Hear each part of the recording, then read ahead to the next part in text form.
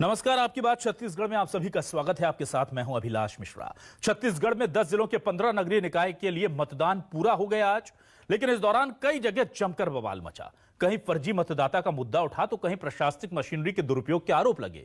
नतीजे 23 दिसंबर को आएंगे, लेकिन बीजेपी कांग्रेस अभी से अपनी अपनी जीत के दावे कर रही है। कुल मिलाकर पूरा चुनाव 3 साल बनाम 15 साल के इर्द गिर्द घूमता रहा। दरअसल 2023 में विधानसभा चुनाव से पहले इन निकाय चुनाव को लेकर के एक बड़ी परीक्षा के तौर पर इसे देखा जा रहा है। जनता कह रही है जिसने शहर सरकार बना ली वो शायद आम सरकार भी अगले विधानसभा चुनाव में राज्य में बना ले जाए। कितनी सच्चाई है इस दावे में और क्या रहा आज दमखम का नतीजा बीजेपी और कांग्रेस का, इसी पर करेंगे आज आपकी बात।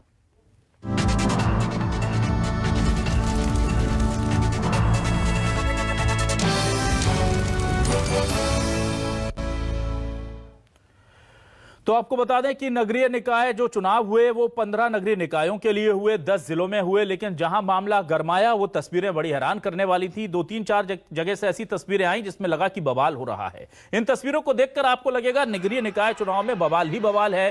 बिलासपुर की तस्वीरें देख लीजिए। दुर्ग में पुलिस प्रशासन को आकर के बीच बचाव करना पड़ा। बीरगांव में लोगों ने नारेबाजी की, हंगामा काट दिया। ये तमाम चीजें चल रही हैं नगरीय निकाय चुनाव के बीच में। चुनावों की गहमा गहमी के दौरान ये सब कुछ होता रहता है, लेकिन लग रहा था कि नगरीय निकाय चुनाव कम से कम शांति से निपट जाएंगे। हल्का फुल्का ये बवाल था। चुनावों में देश ने, छत्तीसगढ़ ने और पूरे लोकतंत्र ने इससे भी ज्यादा शर्मनाक तस्वीरें देखी हैं। ये अच्छी तस्वीरें हैं जिन्हें देखकर आपको खुशी होगी। कड़ाके की ठंड छत्तीसगढ़ में थी, लेकिन जोश में थे तमाम लोग और पहुंच गए वोटिंग करने। आप देखिए सूरजपुर, कांकेर, सुकमा, बिलासपुर, दुर्ग, तमाम तस्वीरों में आप देख रहे हैं कि लोग बड़े आराम से जाकर के मतदान कर रहे थे और शहर सरकार का निर्माण कर रहे थे।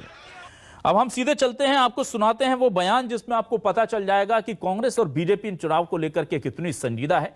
सीएम भूपेश बघेल को सुनिए और साथ ही साथ राजेश मूणत, पूर्व मंत्री बीजेपी से, क्या कह रहे हैं जरा सुनिए। ये अपने हार के डर से, मतलब ये हार देख के ही वो खींचे हुए हैं और इस कारण से वो अपना आपा खो रहे हैं, धमकी देने लग गए। अगर रमन सिंह का असली चेहरा अब सामने आया है, रथ उतरने लगा, तो वो जो वास्तविक चेहरा वो सामने आ गया है। नगरीय निकाय चुनाव में भारतीय जनता पार्टी के पक्ष में जनता का रुझान स्पष्ट दिख रहा है। यह 3 साल की घोषणावीर सरकार सिर्फ घोषणा ही कर रही है, धरातल पे कहीं कुछ नहीं है। जनता इस चीज को समझ चुकी है। चुनाव के बाद में भी इतने कार्यकर्ता यहाँ एकत्र हैं जो इस बात का प्रतीक बनता है कि बीजेपी बीरगांव नगर निगम में कब्जा करने जा रही है। तो सुना आपने, दोनों ही दल अपनी अपनी जीत का दावा कर रहे हैं और साथ ही साथ दूसरे को, लोकतंत्र को धोखा देने वाला, वादा खिलाफी के आरोप भी उन पर लगा रहे हैं। हमारे साथ 2 खास मेहमान जुड़ चुके हैं, सीधे उनका रुख कर लेते हैं। अमरजीत चावला जी जुड़ चुके हैं, प्रदेश महामंत्री हैं, कांग्रेस से हमारे साथ जुड़े हैं। अमरजीत चावला जी, बहुत बहुत स्वागत है आपका न्यूज 24 मध्य प्रदेश छत्तीसगढ़ पर। और हमारे साथ नरेश चंद्र गुप्ता जी जुड़ चुके हैं, बीजेपी के वरिष्ठ नेता हैं। नरेश चंद्र जी, बहुत बहुत स्वागत है आपका न्यूज 24 मध्य प्रदेश छत्तीसगढ़ पर। सबसे पहले मैं नरेश जी आपके पास आता हूं। सर, मैं जानना चाहता हूं कैसा रहा चुनाव, आपके सोर्स क्या कह रहे हैं, पार्टी के सोर्स क्या कह रहे हैं, क्या जीत का दावा करेंगे या थोड़ा सा करेक्शन करना चाहेंगे अब जब मतदान हो गया है उसके बाद आप? देखिए, मतदान के बाद तो अब हम पूर्णतः अस्वस्थ हो गए हैं। ये सरकार विरोधी लहर है और जो स्थानीय निकाय की सरकार के लिए भारतीय जनता पार्टी को जनता का पूर्ण समर्थन मिलने जा रहा है। देखिए, ये चुनाव जो है जनतंत्र को सुदृढ़ करने का चुनाव था, लेकिन सरकार जो है जनतंत्र नहीं, वो सत्ता तंत्र को संगठित कर उसका स्वरूप देना चाहती। सत्ता के बलबूते पर यह बैकडोर से प्रजातंत्र के ऊपर कब्जा करने वाली सरकार है। वो सब जगह एक्सपोज हो गई है सरकार। और आपको स्पष्ट बता देता हूं, भारतीय जनता पार्टी पूर्ण रूपेण अपना प्रदर्शन दिखाते हुए सत्ता पर, स्थानीय निकाय की सत्ता पर स्थापित होने जा रही है। क्यों ऐसा लग रहा है सर आपको? नरेश चंद्र जी, कुछ खास रीजन हो, कुछ बिंदु हो जो आप बता सकें, क्यों ऐसा लग रहा है? जनता का रुझान है हमारे साथ साहब, जनता का रुझान है। सरकार का जो फेल्यूर रहा है, सरकार की जो कार्य प्रणाली रही है और जो सरकार जिस रूप पे जनता को के ऊपर माफिया राज स्थापित कर रही है। ठीक, ये उसका रिएक्शन है। ठीक है। अमरजीत चावला जी, अब बीजेपी कह रही कि वो जीत रहे हैं, आप भी कहेंगे आप जीत रहे हैं, और हम लोग परेशान हो जाते हैं, दर्शक परेशान हो जाते हैं कि आखिर जीत कौन रहा है। पर आपको क्या लगता है, आप भी जीत रहे हैं, कांग्रेस भी जीत रही है? नहीं अमरजीत जी तक आवाज पहुंच रही है? नहीं, हमारी लगता है आवाज नहीं पहुंच पा रही। लेकिन चलिए, मैं नरेश जी के पास आता हूं दोबारा, फिर अमरजीत जी के पास कनेक्ट करेंगे, उनके पास जाएंगे। नरेश चंद्र जी, मैं आपसे ये जानना चाह रहा था कि मुद्दे जो थे आप लोगों ने उठाए, लेकिन बार बार ये कहा गया कांग्रेस की तरफ से कि हमने 36 में से 26 वादे पूरे कर दिए हैं, और हमारे साथ 2 साल अभी पड़े हुए हैं, हमने जो कहा है वो किया है। और साथ ही साथ उन्होंने 15 साल के रमन शासनकाल को भी 15 साल बनाम 3 साल कह करके कॉम्पीट कराया। ये मुद्दे आपको लगता है किस तरह से क्या असर कर रहे थे? देखिए, सरकार का जो कार्य है, जो रिजल्ट आया, सरकार क्या काम कर रही है? सरकार में है खनिज माफिया। खनिज माफियाओं में टेंडर नहीं डालने दे रहे थे लोग। इतना बड़ा कांकेर का एक लीज अलॉट हुआ, खनिज, लोह खनिज, उस पर क्या किया इन्होंने? प्राइवेट सिक्योरिटी गार्ड लगा दिया, लोगों को टेंडर नहीं डालने दिया। रेत माफिया, खनिज माफिया, रेत माफिया, शराब माफिया, अवैध प्लाटिंग माफिया, ये सिर्फ माफियों की सरकार है साहब। अब तो और प्रिंटिंग में, एजुकेशन में माफिया, प्रिंटिंग माफिया आ गए। अरे पूरा माफिया तंत्र ने इस सरकार पर कब्जा कर लिया है।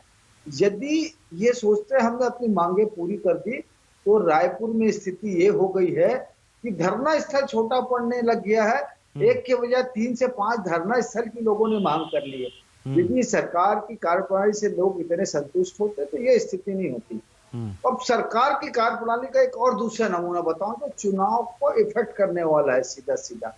यदि सरकार अपने रिजल्ट ओरिएंटेड काम के बलबूते पर आती ना, तो बिलासपुर के महापौर जो उस मतदान केंद्र के मतदाता नहीं है, महापौर और विधायक जो उस मतदान केंद्र के मतदाता नहीं है, अवैध रूप से, मतलब वो बूथ पे कब्जा करने की नियत से नहीं घुसते। वहां तो एक चुनाव हो रहा था ना, एक उपचुनाव हो रहा था, उस पे बालात रूप से कब्जा करने की नियत से यदि महापौर और विधायक घुस जाए, तो ये सिद्ध करता है कि सरकार फेल हो चुकी है। लेकिन विधायक पुत्र नरेश जी, अवैध रूप से, नरेश जी, मैं आपसे ये पूछना चाहता हूं नरेश जी, क्या अभी आप ये कहेंगे कि चुनाव निष्पक्ष हुए हैं? क्योंकि आप देखिए, फिर वही बात हो जाती है, बाद में आप अभी सब कहते हैं, जीत के दावे करते हैं, रिजल्ट आने के बाद कहते हैं हमने तो पहले ही कहा था कि निष्पक्ष नहीं हो पाए, पूरा कब्जा कर लिया था, बूथ कैप्चरिंग हुई थी। सुनिए जी, जीत का दावे के साथ साथ मैं यह बात अभी भी कह रहा हूं। अच्छा, ये बालात कब्जा कर रहे हैं, ये तो मैं नहीं कह रहा हूं ना, आप दिखा रहे हो, अभी लाइव में दिखा रहे हो। तो फिर आप मुझे ये बताइए ना, तो फिर अगर बालात कब्जा कर रहे हैं तो जाहिर सी बात है फिर वो जीतेंगे। आप ये कहना चाह रहे हैं क्या? ऐसा नहीं होता ना साहब। उसके बाद भी हमें अभी भी बैलेट बॉक्सेस बस मत बदले, बैलेट बॉक्सेस मत बदले, पता चल जाएगा कि रिजल्ट ठीक है। अमरजीत चावला जी, देता हूं जी, अमरजीत चावला जी जुड़ गए सर, मैं आऊंगा आपके पास। हाँ अमरजीत सर, मैं आऊंगा आपके पास। ठीक है, मैं अमरजीत जी जुड़ गए हैं, मैं एक बार उनके पास चल लूं। अमरजीत जी, मैं जानना चाह रहा था, क्या जीत के दावे आप भी कर रहे हैं? और आपने सुना बीजेपी कह रही जीत तो हम रहे हैं, लेकिन आप लोग धांधली ना करें बस, क्या कहेंगे?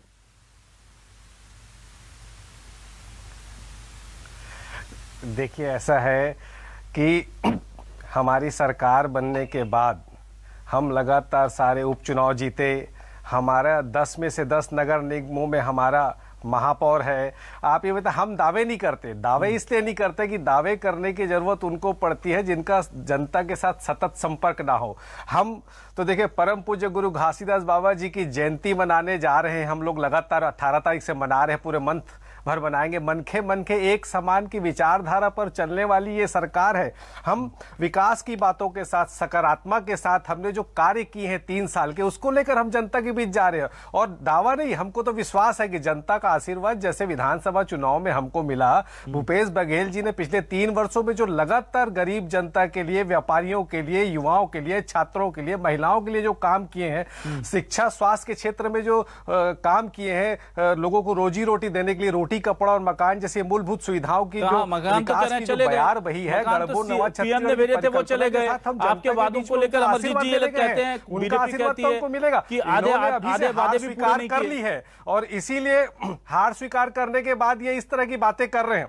अमरजीत जी बातें ऐसा है कि ये पहली सरकार है देश की जिसमें अपने घोषणा पत्र के 36 में से 25 वादे पूरे किए। इन्होंने तो जो घोषणा पत्र जारी किया, इनके पास तो चेहरा भी नहीं था। इनके घोषणा पत्र में ना नेता प्रतिपक्ष का फोटो है, ना इनके प्रदेश अध्यक्ष का फोटो है, ना रमन सिंह का फोटो। इससे साबित होता है कि जब इनको समझ में आ गया कि हम 15 के 15 नगरीय निकाय चुनाव में हारने वाले हैं, तो अपनी हार से घबराकर ये लोग अभी से माहौल बना रहे हैं और ये आरोप प्रत्यारोप कर रहे हैं ताकि इनको अपने सर छुपाने, नजर झुकाने का जो मौका है वो एडवांस में मिल जाए। 23 तारीख की हार इन्होंने अभी से देख ली है। आज स्थिति ये होगी कि इनके पास कुछ भी नहीं है। आज रमन सिंह जैसे, जिनको मैं सुलझा हुआ व्यक्ति मानता था, वो धमकी दे रहे कि 3 साल गुजर गए, 2 साल बाकी है, हम सूची बना रहे हैं। अमरजीत जी, बातें इनकी बताती हैं। अमरजीत जी, एक सवाल है मेरा। अपनी हार को स्वीकार कर लिया है। ठीक है सर, और 3 दिन की बात है। 23 तारीख को गुप्ता जी आप देखेंगे कि आपके दावे प्रतिवादे सब खोखले रह जाएंगे। और हम जो है 15 के 15 नगरीय निकाय चुनाव में अपने कांग्रेस के लोगों को जनता का आशीर्वाद प्राप्त करके उनको अध्यक्ष बनाएंगे। ठीक है अमरजीत जी, एक सवाल मेरा यह है कि अगर जीत होती है तो इसे मैं नगरीय निकाय के कामों की जीत मानूं या सीएम भूपेश बघेल के चेहरे की जीत मानूं या दोनों के मिले जुले कामों की जीत मानूं, और उसमें कितना रेशो होगा ये भी थोड़ा बता दें, क्योंकि बाद में हमने देखा है कि फिर वो सारा का सारा क्रेडिट जो है ना वो एक चेहरे को चला जाता है। चेहरे के साथ कुछ हमारे साथ साइड इफेक्ट भी होते हैं चेहरों के। देखिए, ये निश्चित तौर पे हमारे नेता राहुल जी को जो सच की लड़ाई लड़ते हैं, हिम्मत की लड़ाई रखते हैं, उनको सामने रखकर हम लोग हर चुनाव लड़ते हैं। और हमारे कांग्रेस पार्टी के मुखिया छत्तीसगढ़ में आज भूपेश बघेल जी हैं, जिन्होंने शिक्षा स्वास्थ्य के क्षेत्र में लगातार इतने अच्छे काम किए हैं। शहरी क्षेत्रों में विकास के लिए जो हर घर को छत देने का, हर जिनके पास भूखंड नहीं है उनको भूखंड देने का, हम लोगों ने सड़क, स्वास्थ्य, शिक्षा के मामले में लगातार 3 वर्ष हमने जो स्वच्छता का पुरस्कार हमने जीता है। तो ये कहीं ना कहीं भूपेश बघेल जी की योजनाओं, भूपेश बघेल जी के चेहरे, भूपेश बघेल जी की सरकार की कार्यप्रणाली के बदौलत हमने जीता। अमरजीत जी, तो जीत का पूरा श्रेय निश्चित तौर पे कांग्रेस। जी अमरजीत जी, ये रिकॉर्ड मैंने करवा लिया है सर। अब अगर हार होती है तो आप उसी दमदारी से कहेंगे कि भूपेश बघेल के कार्यकाल की, उनके काम की हार है ये। अगर भगवान न करे आपकी हार होती है तो कांग्रेस पार्टी के सारे बड़े नेताओं को जाएगा। ठीक है, जीत का जाएगा तो हार का भी जाएगा, जाहिर सी बात है। लेकिन नरेश चंद्र गुप्ता जी, नहीं देखे, भगवान, मैंने कहा ना, हम परम पूज्य गुरु घासीदास बाबा जी की जयंती वाले महीने से गुजर रहे हैं। मन के एक समान की सियासी लोगों से हम लोग बड़े परेशान हैं सर।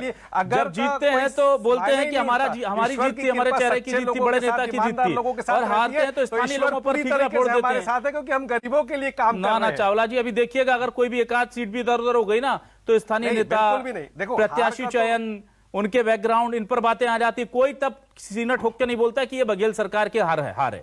ये कोई नहीं बोलता सर, ना बीजेपी बोलती ना कांग्रेस। खैर, मैं नरेश चंद्र गुप्ता जी के पास आता हूं। सर, इनके पास कम से कम चेहरा तो है। आप लोग जीतते हैं तो ये जी जीतते हैं या हारते हैं तो किससे श्रेय देंगे नरेश जी आप? देखिए, ये जनता का श्रेय है। जनता का मोह इस पर भंग हो चुका है। भारतीय जनता पार्टी का एक एक कार्यकर्ता को उसको श्रेय होगा, पूर्णतः ये पूरा श्रेय। देखिए, अभी मेरे मित्र जो बोल रहे थे ना कांग्रेस के कि ये बौखलाहट में आरोप लगा रहे हैं। साहब, आप बताए ना, भिलाई, ये बिलासपुर का तो वीडियो और विजुअल आप चला रहे थे। महापौर और विधायक बूथ के अंदर किस हैसियत से घुसे? बूथ में कब्जा करना ही तो घुसे थे। इस बात को अमरजीत को बताना चाहिए, किस हैसियत से घुसे, रायपुर में किस हैसियत से घुसे। साहब, भिलाई में जो लाठी चार्ज हुआ, लाठी चार्ज करने के बाद कांग्रेस के नेता बूथ के अंदर कैसे घुस गए? ये बता रहा है इनकी दहशत। आप बताइए, आप अभी विजुअल दिखा रहे थे ना बिलासपुर का, बिल्कुल विजुअल तो अपनी भारतीय जनता पार्टी कार्यालय ने नहीं बना को आपको दिया चलाने के लिए। ना हम तो दिखाएंगे सर, जो सच्चाई है वो सब दिखाएंगे, हम दिखा रहे हैं ना। हाँ। तो वो सच्चाई को ये नकार रहे हैं। अब वो आपको झूठा सिद्ध कर रहा है, चैनल झूठ बोल रहा है क्या? ये किस हैसियत से घुसे? विधायक, महापौर, विधायक पुत्र, और भिलाई में लाठीचार्ज कराकर कब्जा करने चले गए बूथ के अंदर। जब हमने विरोध किया बूथ के अंदर अवैधानिक रूप से घुसे लोगों का, तो लाठीचार्ज करके हमको भगा दिए और अंदर जाके ये कब्जा करके वोट डलवा रहे हैं।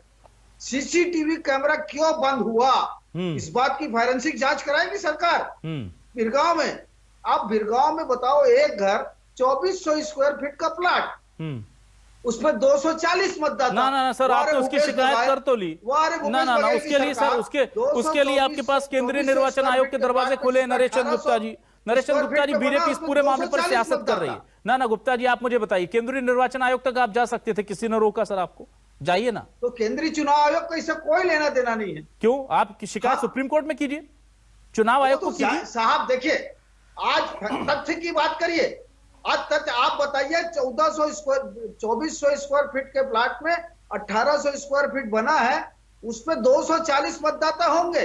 हम शिकायत कर रहे हैं और बोल रहे हैं शिकायत में, जांच में हम आपके साथ जाने को तैयार हैं। कलेक्टर आधी रात में चुपचाप जांच कर ले और बोलता है आपके झूठे पाएंगे आपके आरोप। सर, अगर कुछ गलत हो रहा है और बीजेपी जो कि दुनिया की सबसे बड़ी पार्टी है, बीजेपी जो सबसे ज्यादा प्रदेशों में शासित है, बीजेपी जिसकी केंद्र में सरकार है, वो यहां पर यह कहकर बैठ रही कि हमारा काम आरोप लगाना था, हमने लगा दिया, साबित कराने की मेहनत हमने गलत बात कर रहे हैं जी। आरोप नहीं, हाँ, एजेंसी कौन है? आज की डेट में काम करने वाली एजेंसी राज्य निर्वाचन आयोग है, ठीक है, जिला निर्वाचन अधिकारी है, ठीक है। यदि ये सरकार के सामने, मुख्यमंत्री के सामने घुटने टेक दे, उनके रहमो करम में जीने के लिए मजबूर हो जाए, हाँ, तो हम क्या कर सकते हैं? सर, तो आपने क्यों घुटने टेक दिए? आपके लिए तो अदालतों के दरवाजे खुले हैं, आपके लिए तो अदालतों के दरवाजे खुले हैं सर, आपने क्यों घुटने टेक दिए? मेरा ऑब्जेक्शन इसी बात पर साहब जी। अभिलाष जी, वो तो चुनाव के बाद होगा ना, चुनाव के बाद जाएंगे आप? नहीं हो सकता। कम से कम ऐलान ही कर देते कि हम चुनाव के बाद जाएंगे इस पूरे मामले को लेकर कोर्ट में। सब करेंगे, वो तो ऐलान किया, हम सब करने वाले ही हैं। चलिए, अच्छी बात है। बताइए सीसीटीवी कैमरा क्यों बंद हुआ? मैं चाहता हूं कि अगर कोई ऐसी चीज है जो गलत हो रही है और वो प्रशासनिक मशीनरी उस पर नजरअंदाजी कर रही है, तो बीजेपी के पास इतना बड़ा जनबल है, भले ही छत्तीसगढ़ में आज ना हो लेकिन पूरे देश का है, वो इस लायक है, साधन संपन्न है, आर्थिक तौर पर संपन्न है, तो वो जाकर के सुप्रीम कोर्ट में बेनकाब ऐसे लोगों को जरूर करें। मैं आता हूं अमरजीत चावला जी आपके पास। चावला जी आपके पास का सिस्टम क्या है? कार्रवाई कैसे की जाएगी जी? भारत सरकार यहाँ आके कार्रवाई तो नहीं करेगी ना? ना सर, लेकिन हम केवल ये क्या करके छोड़ तो नहीं देंगे ना, तो क्या करें सर? छोड़ दें? यदि चुनाव की घोषणा हो गई, चुनाव तो नहीं रुक सकता ना? हाँ, चुनाव की घोषणा के बाद चुनाव रुक सकता है क्या? नहीं रुक सकता, ठीक है, लेकिन हम उसकी जांच कौन करेंगे? लेकिन हम कोर्ट तो जा सकते हैं सर, हम कोर्ट तो जा सकते हैं, हम लड़ाई तो लड़ सकते हैं सच की। घुटने टेक दें तो क्या करोगे? ना, सच की लड़ाई तो लड़नी पड़ेगी सर। हमको ले चलो। आपने जिन पर आरोप लगाया, आप ना सर, आप प्रैक्टिकल बात कीजिए। आप उन्हीं पर आरोप लगा रहे हैं और कह रहे हैं कि वही जांच करके अपने आप को दोषी बता दें, ऐसा कैसे होगा सर? तो फिर हमको लेके क्यों नहीं वही तो बता रहा हूं। तो आप जाइए, अकेले जाइए। घुटने टेके हैं ना अरे यही तो हकीकत है साहब। सर आप जाइए, अकेले जाइए, जीत कर आइए, फिर जनता को लगेगा कि नहीं, बीजेपी हमारे हकों के लिए देखिए लड़ती है। अरे हम लड़ रहे हैं, हम अभी भी जीत के आएंगे। चलिए, अच्छी बात है, शुभकामनाएं आपको, शुभकामनाएं आपको। अमरजीत चावला जी, आपसे मैं जानना चाहता हूं सर, मैं आपसे जानना चाहता हूं, देखिए एक होता है फैक्टर ऑफ इनकम्बेंसी, आप कहते हैं लगातार नगरीय निकायों पर आपके लोगों का पूरा कब्जा रहा है, अब आपको लगता नहीं कि 5 साल की फैक्टर ऑफ इनकम्बेंसी और उसमें भी 5 साल से ज्यादा का वक्त, उसमें भी को शांत करिए पहले आप। ना गुप्ता जी शांत हो गए, इतने खींच में आ गए हैं बेचारे अपनी हार की बौखलाहट से। गुप्ता जी को शांत कीजिए, उनको बोलो कि 2023 में उनको बोलने का मौका हम। अच्छा ठीक है, चावला जी के गुप्ता जी आ रहा हूं आपके पास, चावला जी से बात कर रहा हूं। ना गुप्ता जी एक मिनट आगे बढ़ रहे हैं। चावला जी बहुत सिंपल सवाल है, शांत कीजिए Gupta ji. Factor of incumbency को लेकर के कांग्रेस को क्या कोई डर नहीं है? क्योंकि आप 5 सालों से अगर सत्ता में हैं नगरीय निकाय के, और इसी बीच में हमने कोरोना देखा, इसी बीच में हमने बहुत सारी चीजें देखी, शराबबंदी करवाएंगे कहा था, उल्टा हो गया, घर घर शराब पहुंच गई, उसे लेकर बीजेपी ने बड़ा मुद्दा बना दिया। तो आपको लगता नहीं कि ये मुद्दे जो हैं, ये चीजें जो हैं, ये फैक्टर्स जो हैं, ये कहीं ना कहीं नेगेटिव जाएंगे आपके?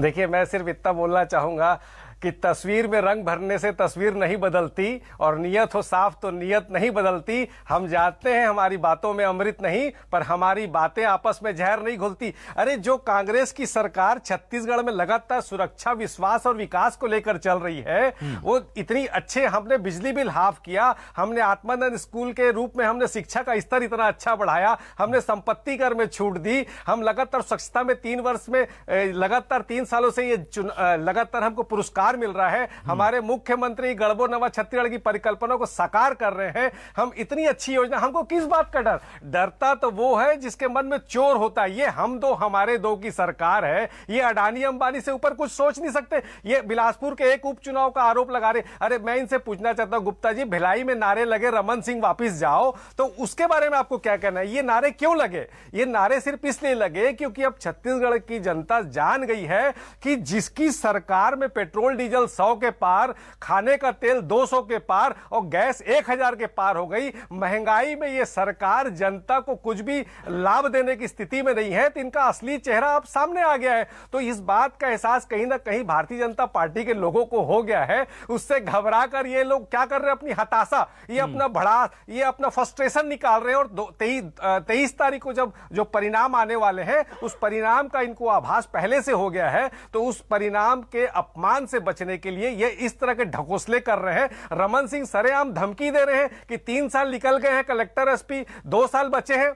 एक तरफ जो राम विचार नेताम बोलते कि कलेक्टर एसपी को जूते की माला पहनाना चाहिए। रेणुका सिंह बोलती है कि अधिकारियों को बंद कमरे में ले जाकर बेल्ट से मारना चाहिए। इनके संतोष पांडे किसानों को नक्सली बताते हैं। तो इनको समझ में आ रहा है कि अब ये चला चली की बेला है। अभी तो ये 14 में है, अगली बार इनको मालूम है कि 2-3 में सिमट जाएंगे। और जैसे हम 10 की 10 नगर निगमों में चुनाव जीते थे, वैसे आने वाले ये जो 15 नगरीय निकाय के चुनाव में भी हमारी पताका फहराएगी, ठीक दंतेवाड़ा और मरवाही की तरह। तो ये इनकी हताशा है जो इस तरह के ये छोटे छोटे आरोप। अरे बिलासपुर में एक पार्षद का उपचुनाव हो रहा है, उस पर हम लोग क्या करेंगे? अरे जनता का प्यार जिसको मिलता है उसको बूथ पे कब्जा करने और लड़ाई झगड़ा करने लेकिन चावला जी गए तो थे, चावला जी जनप्रतिनिधि गए तो थे, क्या वहां पर कोई आचार संहिता का उल्लंघन नहीं हुआ? क्या आपको क्या कहना है? आशीर्वाद प्राप्त करने जा रहे हैं चावला जी। नहीं, देखिए, आपको विश्वास ही नहीं है, आप उन पे आरोप लगा रहे हैं। आपको ना न्याय पे भरोसा है, ना आपको इलेक्शन कमीशन पे भरोसा है, आपको किसी पे भरोसा ही नहीं, क्योंकि आपको खुद के ऊपर भरोसा नहीं है। और खुद के ऊपर भरोसा नहीं, इसलिए आप किसी दूसरे के ऊपर भरोसा कर ही नहीं पा रहे हैं। ठीक है जी, नरेश चंद्र जी बोलिए प्लीज। देखिए अभिलाष जी, मैं बोलता हूं विधायक पुत्र, विधायक और महापौर किस हैसियत से बूथ के अंदर घुसे? एक सवाल का जवाब, किस हैसियत से बूथ के अंदर घुसे?